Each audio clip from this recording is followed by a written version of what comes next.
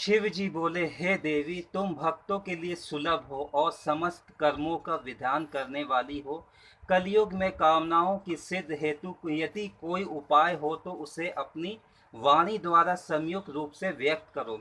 देवी ने कहा, हे देव, आपका मेरे ऊपर बहुत स्नेह है। कलयुग में समस्त कामनाओं को सिद्ध करने वाला जो साधन है वो बतलाऊंगी, सुनो। उसका नाम है अम्ब स्तुति। ओम इस दुर्गा सप्तशती के सर्वोत्तम मंत्र के नारायण ऋषि हैं। अष्ट रूप छंद है। श्री महाकाली, महालक्ष्मी और महासरस्वती देवता हैं। श्री दुर्गा की प्रसन्नता के लिए सप्त श्लोक के दुर्गा पाठ में इसका विनियोग किया जाता है। वे भगवती महामाया देवी ज्ञानियों के भी चित्त को बलपूर्वक खींचकर मोह में डाल देती है। माँ दुर्गे, आप स्मर्य करने पर प्राणियों को भय हर लेती हैं और स्वस्थ पुरुषों द्वारा चिंतन करने पर उन्हें परम कल्याणमय बुद्धि प्रदान करती हैं। दुख, दरिद्रता और भय हरने वाली देवी आपके सिवा दूसरा कौन है, जिसका चित्त सबका उपकार करने के लिए सदा ही दरियात्र रहता है।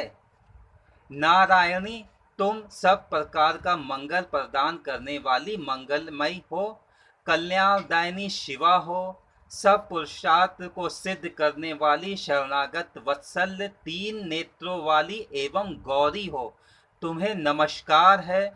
शरण में आए हुए दीन एवं पीड़ितों की रक्षा में संलग्न रहने वाली तथा सबकी पीड़ा दूर करने वाली नारायणी देवी, तुम्हें नमस्कार है। सर्वस्वरूपा, सर्वश्रेष्ठी तथा सब प्रकार के शक्तियों से संपन्न दिव्य रूप दुर्गा देवी, सब भयों से हमारी रक्षा करो, तुम्हें नमस्कार है। देवी, तुम प्रसन्न होने पर सभी रोगों को नष्ट कर देती हो और कुपित होने वाले मन वांछित सभी कामनाओं को नाश कर देती हो। जो लोग तुम्हारी शरण में जा चुके हैं उन पर विपत्ति तो आती ही नहीं है। तुम्हारे शरण में गए हुए मनुष्य दूसरों की शरण देने वाले हो जाते हैं। सर्वेश्वरी, तुम इस प्रकार तीनों प्रकार के समस्त बाधाओं को शांत करो और हमारे शत्रुओं का नाश करती रहो। शंकर जी पार्वती जी से कहते हैं, कमलानन, अब अष्टाक्षोत्र नाम वर्णन करता हूँ, सुनो। जिसका प्रसाद पाठ या श्रवण मात्र से परम साध्वी भगवती दुर्गा प्रसन्न हो जाती है।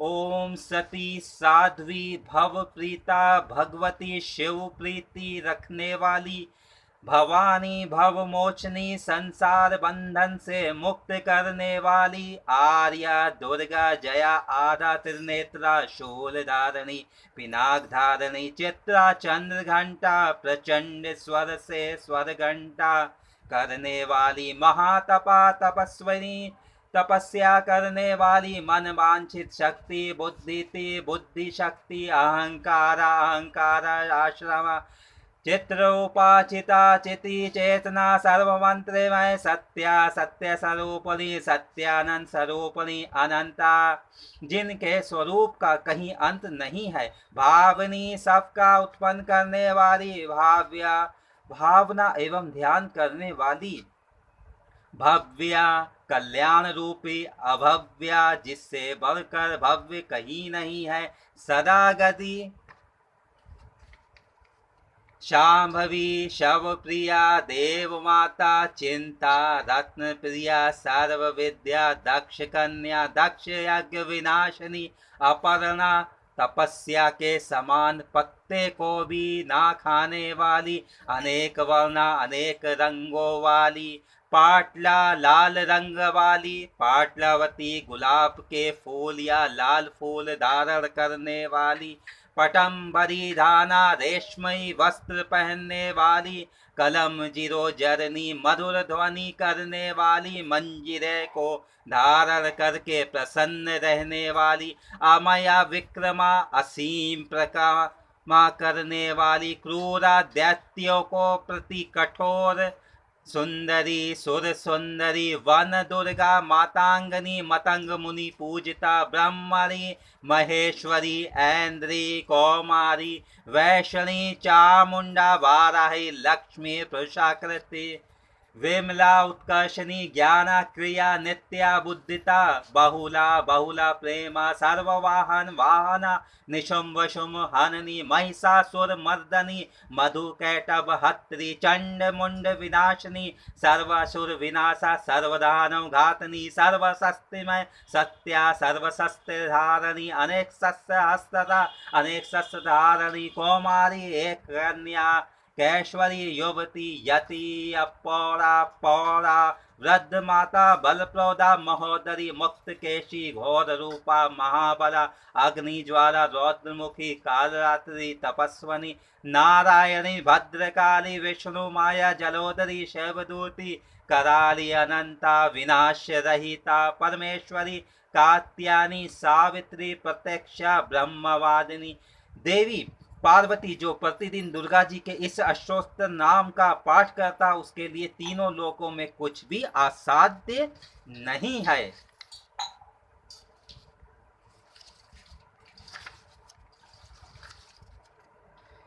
क्वच्छम क्वच्छ का पाठ। ओम चंडिका देवी नमस्कार।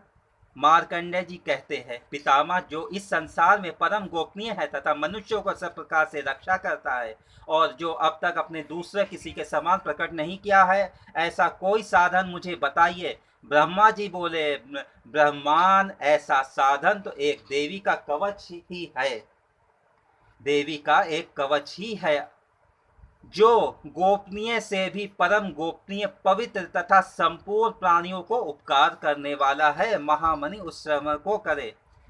देवी के 9 मूर्तियां हैं जिन्हें नव दुर्गा कहते हैं। उनके पथक पथक नाम बतलाए गए हैं।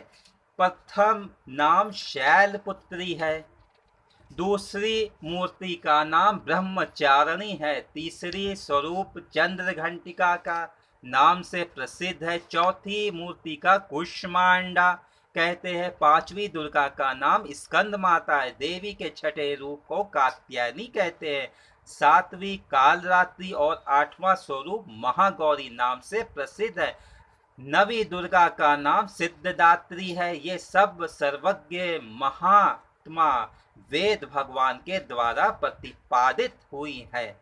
जो मनुष्य अग्नि में जल रहा है, रणभूमि में शत्रुओं से घिर गया है, विषम संकटों में फंस गया है तथा इस प्रकार भय से आतुर होकर जो भगवती की दुर्गा शरण में प्राप्त हो, उन्हें कभी कोई अमंगल नहीं होता है। युद्ध के समय संकट में पड़ने वाले भी उनके ऊपर कोई विपत्ति नहीं आती है।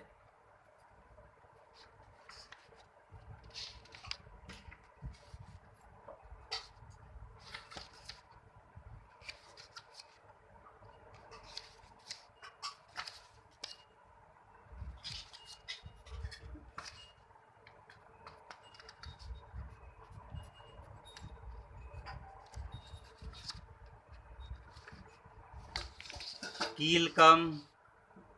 ओम चंडिका देवी नमस्कार।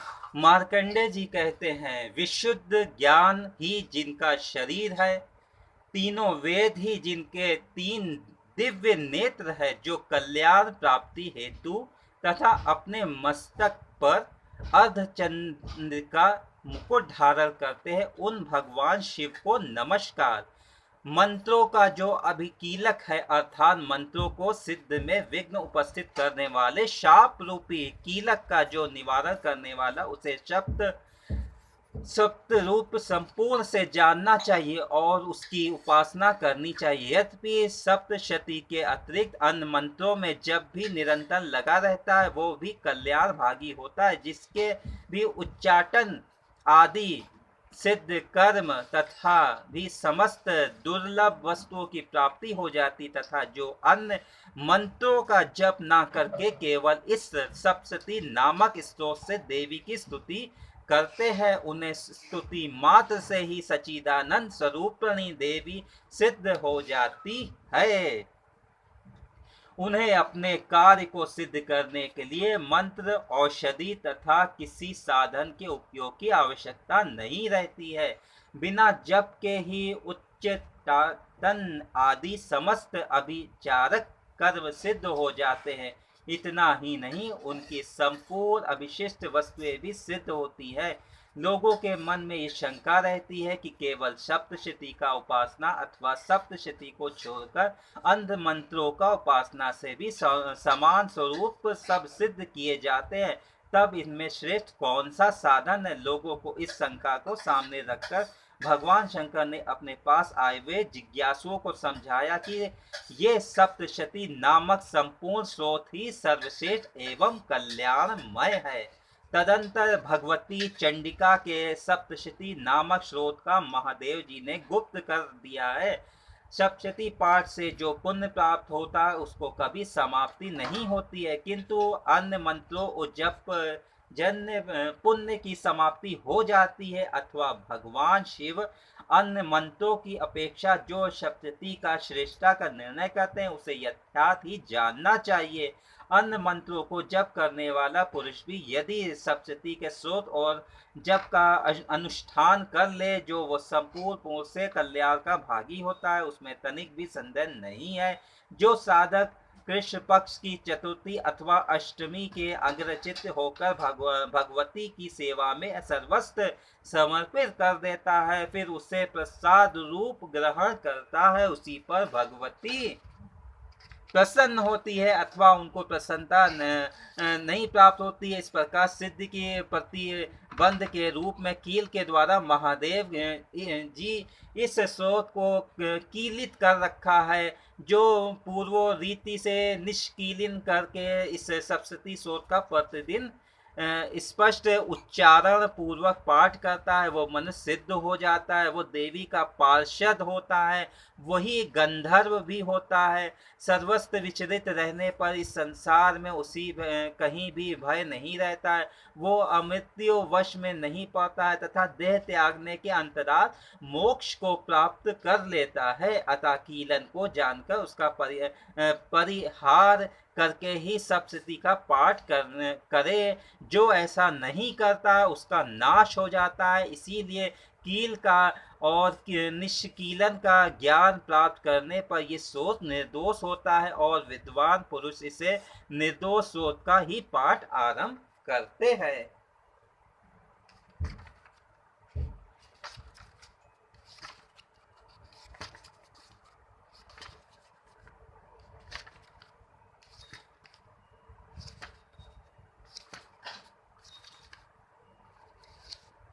प्रथम अध्याय शुरू करता हूँ।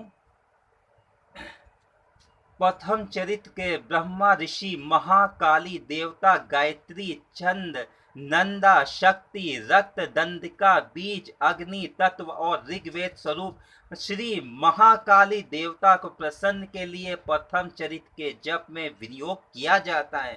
भगवान विष्णु के सो जाने पर मधु और कैटव मारने के लिए कमल जन्मा ब्रह्मा जी के जिसका स्वतन किया था, उन महाकाली देवी मैं सेवन करता हूँ। वे अपने 10 हाथों से खड्ग, चक्र, गदा, बाण, धनुष, परघी, शूल, भूषंडी, मस्तक और शंख धारण करती है। उनके 3 नेत्र वे समस्त अंगों में दिव्य आभूषण से विशोभित है। उनके शरीर की कांति नील मणि के समान तथा वे 10 मुख और 10 पैरों से युक्त है।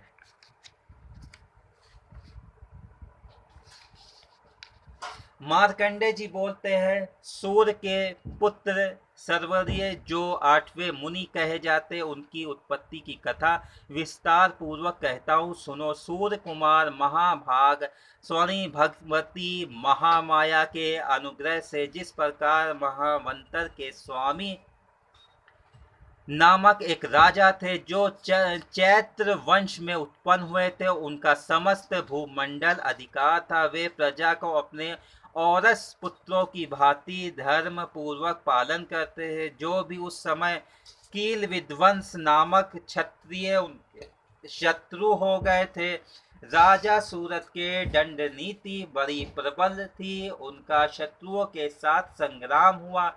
यद्यपि कील विंध्यवंशी संख्या में कम थे, तो जो भी सूरत युद्ध में उनसे परास्त हो गए, तब वे युद्ध में अपने नगर को लौट आए और केवल अपने देश के राजा रहने लगे। समूची पृथ्वी से अब तक उनका अधिकार जाता रहा, किंतु वो भी उन्हें प्रबल शत्रुओं ने उस समय महाभाग राजा सूरत आक्रमण कर दिया।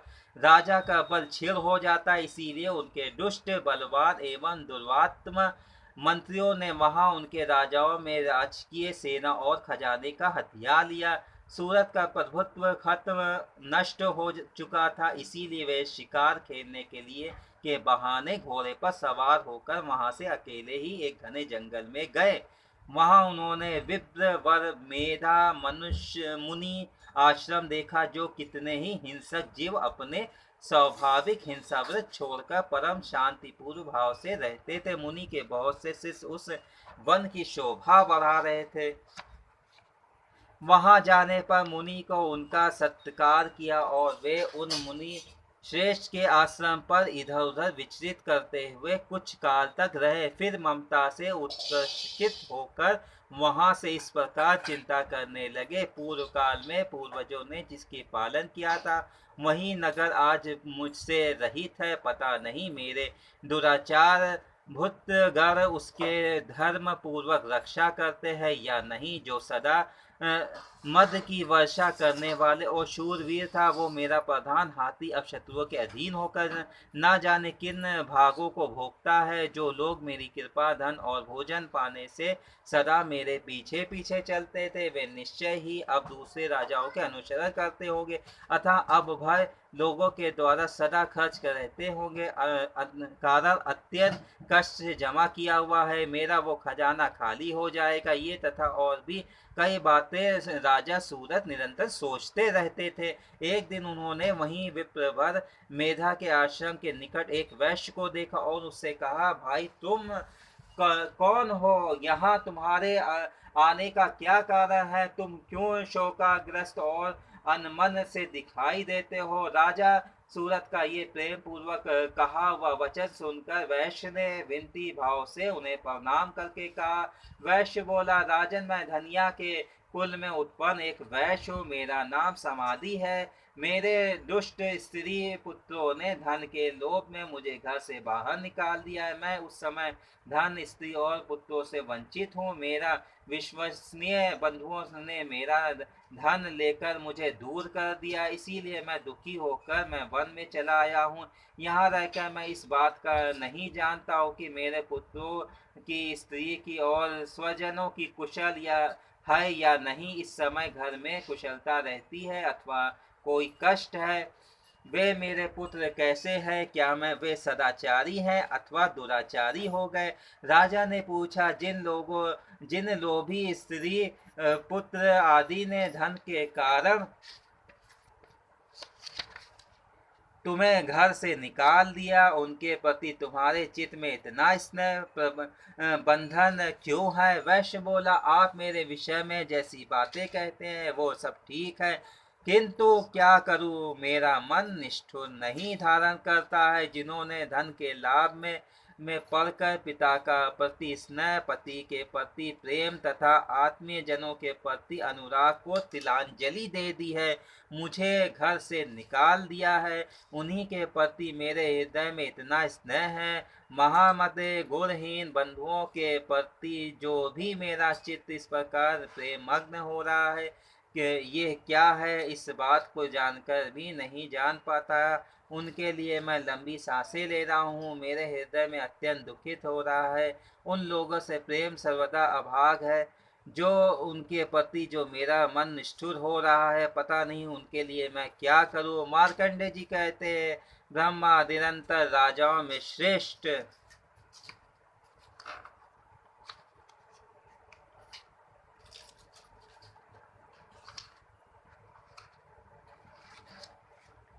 सूरत और समाधि नामक वैश्य दोनों साथ साथ मेधी मुनि के सेवा में उपस्थित हुए और उनके साथ यथा योग्य न्यायकुल विनयपूर्ण बर्ताव करके बैठे। तत्पश्चात वैश्य और राजा ने कुछ वार्तालाप आरंभ किया। राजा ने कहा, भगवान, मैं आपसे एक बात पूछना चाहता हूँ, उसे बताइए। मेरे चित्त एवं अधीन ना होने के कारण वो बात मेरे मन को बहुत दुखी देती है। जो राज्य मेरे हाथों से चला गया है, उसे और उसके संपूर्ण अंगों में मेरी ममता बनी हुई है।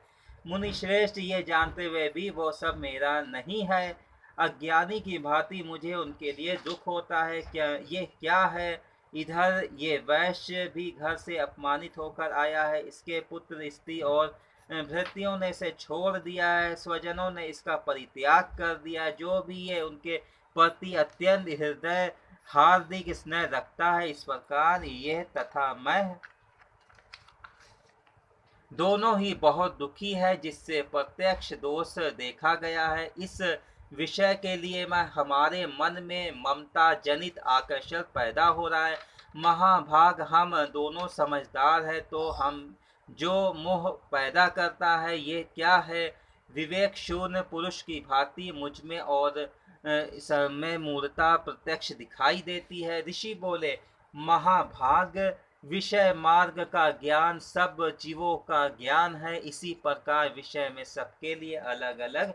कुछ प्राणी दिन में नहीं दिखाई देते, दूसरे रात्रि में दिखाई देते हैं, तथा कुछ जीव ऐसे हैं जो दिन और रात्रि में बराबर ही दिखते हैं। ये ठीक है कि मनुष्य समझदार होते हुए भी रात्रि में बराबर ही दिखते हैं। ये ठीक है कि मनुष्य समझदार है, किंतु केवल वे ऐसे नहीं होते। पशु पक्षी और मृग आदि सभी प्राणी समझदार हैं। मनुष्यों की समझ में वैसे ही होता है जैसे उन मृग और पक्षियों की होती है, तथा जैसे मनुष्यों की होती है वैसे उन मृग पक्षी आदि की होती है। यह तथा अन्य बातें भी प्रायः दोनों में समान ही है। समझ होने पर भी उन पक्षियों को तो देखो, ये स्वयं भूख से पीड़ित होते हुए भी महावश बच्चों की चोंच में कितने चाव से अनेक दाने डालते रहते हैं। न श्रेष्ठ, क्या तुम नहीं जानते, ये मनुष्य समझदार होते भी लोग वश अपने किए हुए उपकार को बदला पाने के लिए पुत्रों की अभिलाषा करते हैं। यद्यपि उन सब में समझ की कमी नहीं, तथा वे संसार स्थिति जन्म मरण की परंपरा बनाए रखने वाली भगवती महामाया प्रभाव द्वारा ममतामयी भंवर से युक्त मोह के गहरे गर्त में गिराए गए। इसीलिए इसमें आश्चर्य नहीं करना चाहिए। जगदीश्वर भगवान विष्णु की योग्य निंद्रा जो भगवती महामाया, उन्हीं से ये जगत मोहित हो रहा है। वे भगवती महादेवी ज्ञानियों की चित्त को बलपूर्वक खींचकर मोह में डाल देती है। वे इस प्रकार संपूर्ण चराचर जगत की सृष्टि करती है, तथा वे समस्त प्रसन्न होने वाली मनुष्यों की भक्ति के लिए वरदान देती है। वे ही परा विद्या, संसार बंधन और मोक्ष की हेतुभूता सनातनी देवी तथा संपूर्ण ईश्वरी को अधीश्वरी है। राजा ने पूछा, भगवान, जिन्हें आप महामाया कहते हैं, वे देवी कौन है? ब्राह्मण उनका आविर्भाव कैसे हुआ, तथा उनके चरित्र कौन कौन से हैं? ब्रह्म देवताओं में श्रेष्ठ महर्षि इन देवी का जैसे प्रभाव है, जैसे स्वरूप है, और जिस प्रकार प्रादुर्भाव भाव हुआ है, वे सब मुझे मुख से सुनाना चाहता हूँ, आपके मुख से सुनना चाहता हूँ। ऋषि बोले, राजन, वास्तव में तो वे देवी नित्य स्वरूपा ही है। संपूर्ण जगत उन्हीं का रूप है, तथा उन्होंने समस्त विश्व को व्यापक कर रखा है, तथा उनका प्रकट्य अनेक प्रकार से होता है। वो मुझे सुनो। यद्यपि वे नित्य और अजन्मा तथा देवताओं का कार्य सिद्ध करने के लिए प्रकट होती हैं, उस समय लोक में उत्पन्न हुए कहलाती हैं। कल्प के अंत में जब संपूर्ण जगत में एकारण्य निगमन हो रहा था और सबके प्रभु भगवान विष्णु शेषनाग की सैया बिछाकर योग्य निंद्रा आश्रय से सो रहे थे, उस समय उनके कानों में मैल से दो भयंकर असुर उत्पन्न हुए। जो मधु और कैटभ नाम से विख्यात थे। वे दोनों ब्रह्मा जी को वध करने के लिए तैयार हो गए थे। भगवान विष्णु की नाभि कमल से विराजमान प्रजापति ब्रह्मा जी जब उन दोनों भयानक असुर को अपने पास आया और भगवान को सोया देखकर तब एकाचित होकर उन्होंने भगवान विष्णु को जगाने के लिए उनको नेत्रों में निवास करने वाली योग निद्रा का स्वतंत्र आरंभ किया, जो इस विश्व का अधीश्वर, जगत के धारण करने वाली, संसार का पालन और संहार करने वाली तथा तेज स्वरूपा भगवान विष्णु की अनुपमा शक्ति है। उन्होंने भगवान निद्रा देवी भगवान ब्रह्मा स्तुति करने लगी।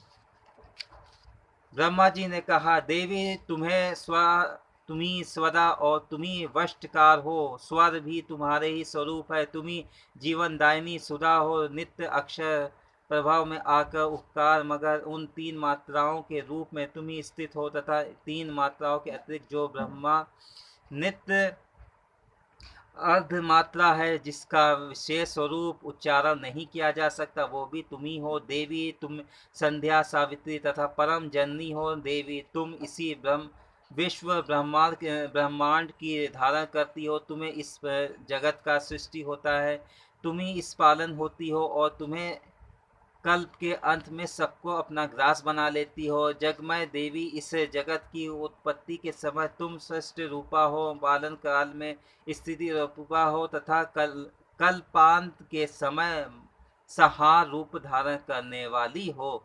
तुम्ही महाविद्या, महामाया, महावेद, महास्मृति, महामोह रूपा, महादेव और महेश्वरी हो। तुम्ही तीनों गुणों को उत्पन्न करने वाली, सबकी प्रकृति और भयंकर काल रात्रि, महारात्रि और मोहरात्रि भी तुम्ही हो। तुम्ही देवी ईश्वरीय तुम्ही हो। तुम्ही बोध स्वरूपा हो, बुद्धि हो, लज्जा, पुष्टि, दृष्टि, शांति और क्षमा भी तुम्ही हो। तुम खड्ग धारणी, शूल धारणी, घोर रूपा तथा गदा, चक्र, शंख और धनुष धारण करने वाली हो। बाण, भुषंडी और परघी, ये सभी तुम्हारे अस्त्र है। तुम सौम्य और सौमंतर हो। इतना ही नहीं, जितने भी सौम्य एवं सुंदर पदार्थ उनकी सबकी अपेक्षा तुम अत्यंत सुंदर हो। पर और उपहार सबसे परम रहने वाली परमेश्वर तुम ही हो। स्वरूप रूपा देवी, कहीं भी तुम असत्य जो कुछ वस्तु हो, उन सबकी जो शक्ति है वही तुम हो। ऐसी अवस्था में तुम्हारी स्थिति क्या हो सकती है, जो इस जगत का सृष्टि पालन का संहार करती है। उन भगवान को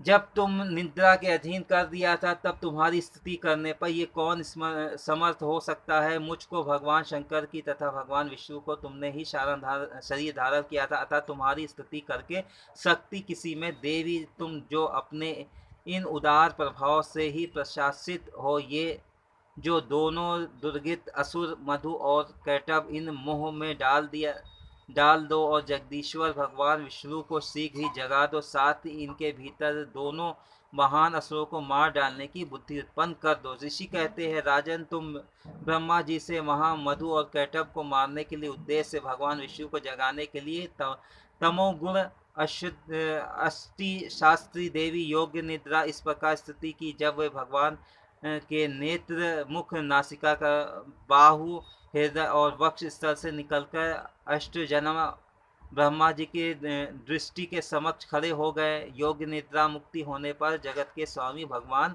जनार्दन उस एक वर के जल में शेष नाग की सैया से जाग उठे। फिर उन्होंने उन दोनों असुरों को देखा। वे दुरात्मा मधु और कैटभ अत्यंत बलवान तथा पराक्रमी थे और क्रोध से लाल आंखें किए ब्रह्मा जी को खा जाने के लिए उद्योग कर रहे थे। तभी भगवान श्री हरि ने उठकर उन दोनों के साथ 5000 वर्षों तक केवल बाह्य युद्ध किया। वे दोनों भी अत्यंत बल के कारण उत्मात हो रहे थे। इधर महामाया ने भी उन्हें मुंह में डाल रखा था। इसीलिए वे भगवान विष्णु से कहने लगी, हम तुम्हारी वीरता से संतुष्ट है, तुम हम लोग से वीर वर मांगो।